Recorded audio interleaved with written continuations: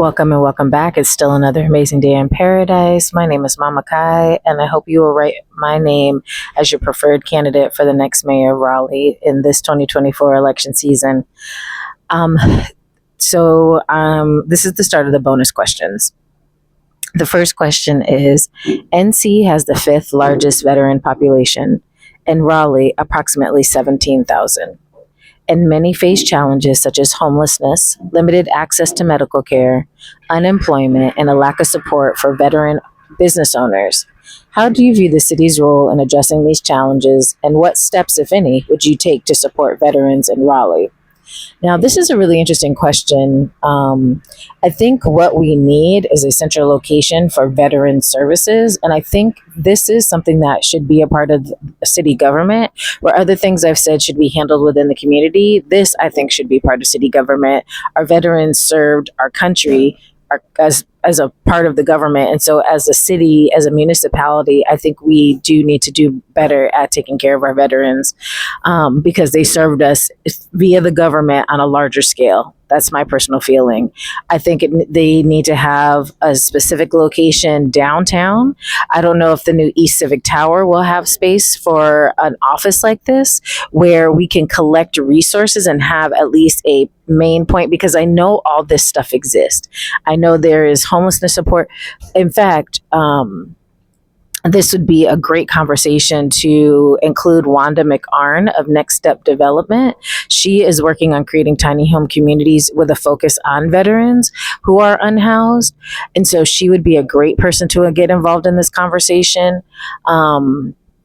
There is also business resources for our veterans, which are for veteran-owned businesses. I don't know if that would be like a hub, it could be qualified for a hub, which is a historically underutilized business or anything like that.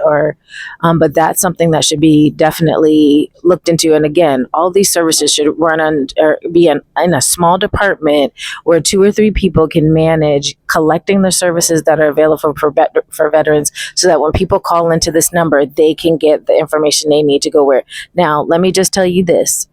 As an unhoused person and knowing how the system for people who are unhoused works, that's not how it is. If you call into a number, you're going to go running all over the place. So this really has to be where we're intaking information.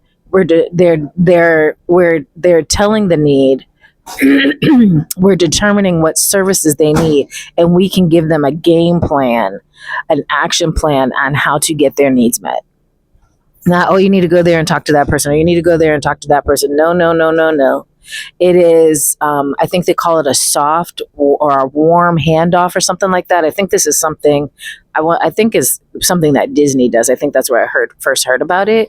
But it's where when you're talking to the first person, that when you have to refer them to the next person, that next person is already, you put the person on hold, and the next person that they talk to already knows about their situation. They're already working on it, trying to get a solution.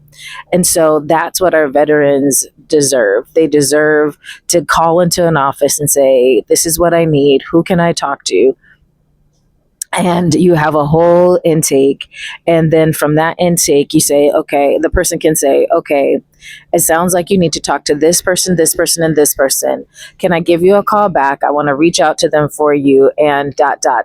And I'll get back to you within the next 24 hours.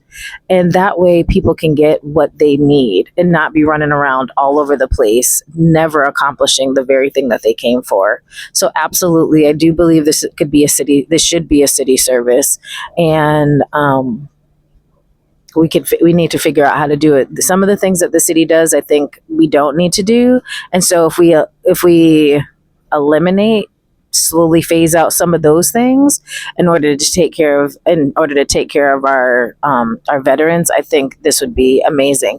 And again, in phasing those other things out, it's because the community is going to take care of them. It's not because we're going to just leave them hanging. If I'm talking warm handoff, is going to be a warm handoff even in that situation. So if we're phasing out homelessness services, then it's because the community is going to take care of it, and it's going to get taken care of correctly, and it's going to be taken care of efficiently, and we're going to keep people off the streets. That's how that's going to go. And so thank you for listening. I hope this has been an answer that you feel comfortable with. Thank you.